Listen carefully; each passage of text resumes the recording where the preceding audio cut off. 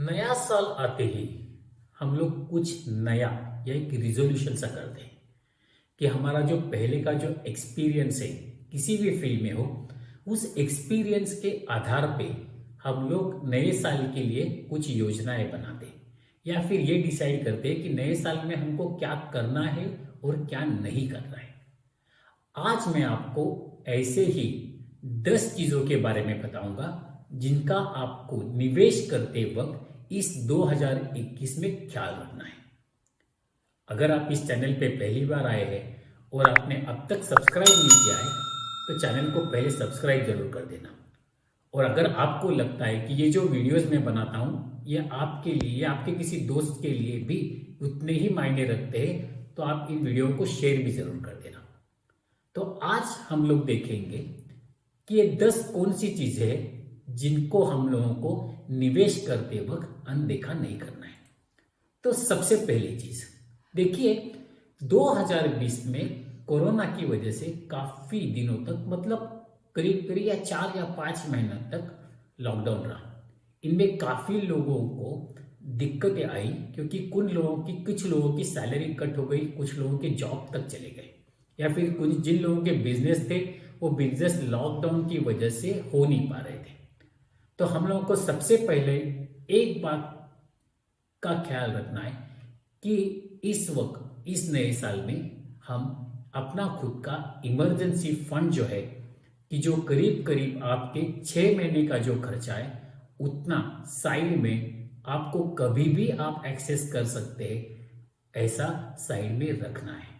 तो पहला लेसन है कि आपको इमरजेंसी फंड की तरफ ध्यान देना है और वो आपका कम से कम 6 से 9 महीने के करीब जितना आपका खर्चा है उतना आपका होना चाहिए।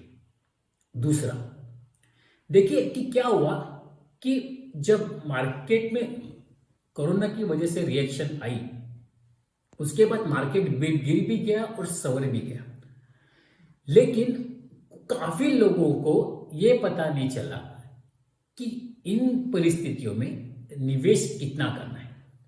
देखिए, आपको पहले तो समझ लेना चाहिए कि आपकी रिस्क टेकिंग एबिलिटी कितनी है। कभी भी जब आप इक्विटी या इक्विटी रिलेटेड इंस्ट्रूमेंट में निवेश करते हो तो आपको आपका रिस्क टेकिंग एबिलिटी परख लेना है। देखिए, जिन लोगों ने फेब में इन्वेस्ट किया था और फिर मार्च अप्रैल में जब मार्केट गिर गया तो उन लोगों में पैनिक सी हालत थी, तो क्योंकि उन्होंने शायद खुद का रिस्क टेकिंग एबिलिटी जो था या उनका रिस्क एपिटाइट कितना है वो ठीक से स्टडी किए बगैर इक्विटी में निवेश किया था। तीसरा जो है कि हम लोग एक बात ख्याल में रखनी कि किसी भी एक समझो लार्ज कैप है, स्मॉल कैप है, मिड कैप है, एक ही टाइप के कैटेगराइजेशन के इसमें निवेश नहीं करना है। आपको निवेश करते वक्त वेल डाइवर्सिफाइड पोर्टफोलियो बनाना है, लेकिन यह भी ख्याल रखना है डाइवर्सिफाई करते वक्त कि आपको ओवर डाइवर्सिफाई नहीं करना है। नहीं तो क्या हो जाता है कि कुछ कुछ लोग डाइवर्सिफाई करने के चक्कर में उनके पोर्टफोलियो में 20 या 25 तक भी म्यूचुअल फंड के स्कीम आ जाते हैं। फिर अगर डाइवर्सिफाइड ओवर हो जाता है तो इसका मतलब आपको ओवरलैपिंग भी बहुत हो जाता है और पूरे मार्केट में आपका निवेश हो जाता है, तो आपको जो आपके निवेश का जितना अच्छा रिटर्न मिलना चाहिए उतना मिल नहीं पाता है। चौथी बात आपको समझनी चाहिए कि इन्वेस्टमेंट करने से पहले इन्वेस्टमेंट जो है उनको ठीक से समझ लेना है। कभी कभी क्या होता है कि आपको कि कोई कह देता है और उसका सुन के या दूसरों के रिटर्न देख के आप निवेश कर देते हैं कि आप समझ नहीं पाते कि मैं निवेश किस लिए कर रहा हूं। या ये अगर समझो मैं लार्ज कैप में निवेश कर रहा हूं तो मुझे लार्ज कैप का मतलब पता चाहिए। अगर मैं मिड कैप में निवेश कर रहा हूं तो मुझे पता चाहिए कि मिड कैप का निवेश क्या होता है, इसके रिस्क क्या है, इसके फायदे क्या है। मार्केट अगर 10% से गिरता है तो मिड कैप कितने परसेंट से गिरने की संभावना है। तो आप कभी भी किसी भी प्रोडक्ट में निवेश करें तो आपको वो प्रोडक्ट ठीक से समझ लेना बहुत जरूरी है। नहीं तो काफी लोग आपकी नजर में ऐसे भी होंगे जिन्होंने यूलिप या ऐसे कुछ प्रोडक्ट खरीद लिए जो उनको समझ में नहीं आ रहा है कि वो एक्चुअली है क्या, या इंश्योरेंस है या फिर इन्वेस्टमेंट है। तो लेसन नंबर 4 था हमारा कि प्रोडक्ट अगर समझने से पहले निवेश मत करना। पांचवा, कभी भी मार्केट को टाइम करने की कोशिश नहीं करना। देखिए, अभी हम लोगों को 6 महीने का जो लेसन था, ये बहुत बड़ा लेसन था। इस लेसन में अभी अगर आप देखेंगे तो 6 महीने में मार्केट ने सबसे बॉटम और सबसे ऑल टाइम हाई इसी 6 महीने में दिया है। तो आप जब मार्केट गिरता है तो ये आप नहीं बोल सकते कि वो आगे 6 महीने वैसे ही गिरा हुआ रहेगा, या मार्केट फिर उठता है तो आप ये नहीं बोल सकते कि ये कितने दिनों के लिए ऐसा ही ऊपर रहेगा। तो आप एक डिसिप्लिन इन्वेस्टर की तरह निवेश करना, ना कि मार्केट टाइम करने की कोशिश करना। छठा लेसन, कभी भी निवेश करते वक्त उस प्रोडक्ट का पास्ट परफॉर्मेंस खाली देख के निवेश मत करना। देखिए क्या होता है कि समझो एक म्यूचुअल फंड का स्कीम है, उसने गए 5 साल 15% से रिटर्न दिया है, इसका मतलब वो आगे के 5 साल उतना ही रिटर्न देगा, इसकी कोई गारंटी नहीं होती।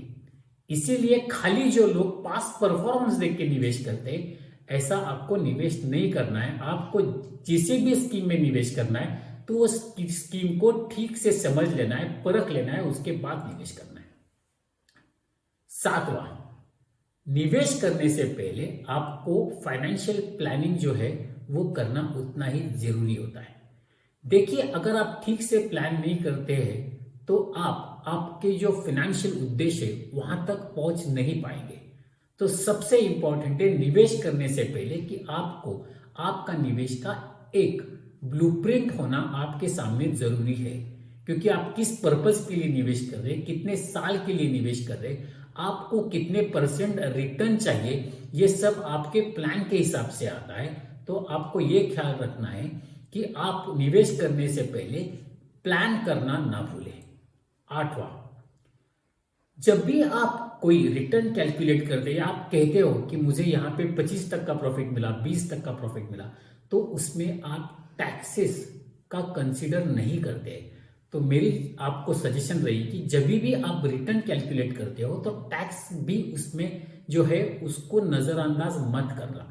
देखिए, अगर आपने शॉर्ट टर्म कैपिटल अगर बुक किया है तो आपको उसके हिसाब से, अगर इक्विटी है तो 15% आपको उसके ऊपर टैक्स भरना है। अगर लॉन्ग टर्म है तो आपको 10% टैक्स भरना है।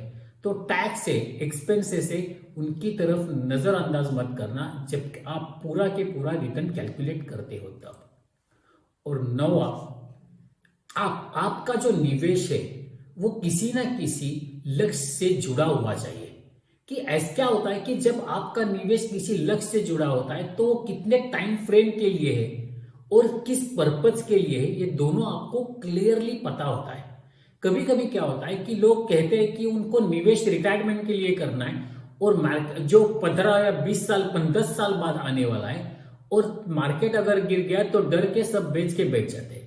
देखिए, आपको अगर निवेश लॉन्ग टर्म में करना है और लॉन्ग टर्म पर्पज के लिए करना है तो फिर बीच में जो ऊपर नीचे होने वाला है मार्केट, उसकी तरफ आपको उतना ख्याल रखने की या ख्याल देने की जरूरत नहीं होती है। लेकिन यह कब संभव है, जब आपका निवेश किसी भी फाइनेंशियल गोल के साथ अलाइन कर लो। अगर आपका फाइनेंशियल निवेश किसी गोल के साथ अलाइन नहीं है तो आपको यह कभी भी पता नहीं चलेगा कि आपको पैसा कब निकालना है, आपको रिटर्न कितना चाहिए और आप कितने टाइम के लिए निवेश कर रहे हैं। और आखिरी और 10वां, कि देखिए, आपको निवेश करते वक्त किसी एक ही असेट क्लास में निवेश नहीं करना है। देखिए, निवेश करते वक्त अभी आपने देखा कि जब स्टॉक मार्केट गिर गया तब तो सोना ऊपर चला गया, कि सोने में जो तेजी आई इन 6 महीनों में वो 47 46 से लगा के एकदम 52 53 तक गया था। तो जब क्या होता है कि एक ही टाइम पे, एक ही समय पे हर टाइप के एसेट जो है वो अच्छे परफॉर्म करेंगे, सब एसेट करेंगे, ऐसा हो नहीं सकता। तो इसके लिए आपको आपके निवेश का कुछ % जो है वो सोने में, कुछ डेब्ट में और कुछ इक्विटी में और कुछ रियल एस्टेट में आपको उसको एसेट एलोकेशन करना भी उतना ही जरूरी है।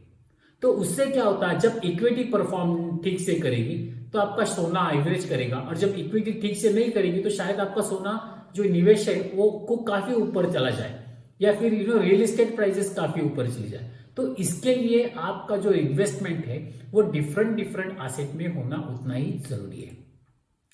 देखिए दोस्तों, आज मैंने आपको ये 10 चीजों के बारे में बताया जो आपको आप कि अगर इस 2021 की जो निवेश है उसके वो कवर करते वक्त या आपका पोर्टफोलियो मैनेज करते वक्त आप इन चीजों का अगर ख्याल रखते हैं तो मुझे आशा है कि आप अपने लक्ष्य के बहुत अच्छे ढंग से लक्ष्य को पा सकते हैं। दूसरा, अगर आप इन 10 चीजों का ख्याल रखते हो तो आप एक लॉन्ग टर्म के लिए पीसफुली निवेश कर सकते हो, मार्केट ऊपर हो या नीचे हो।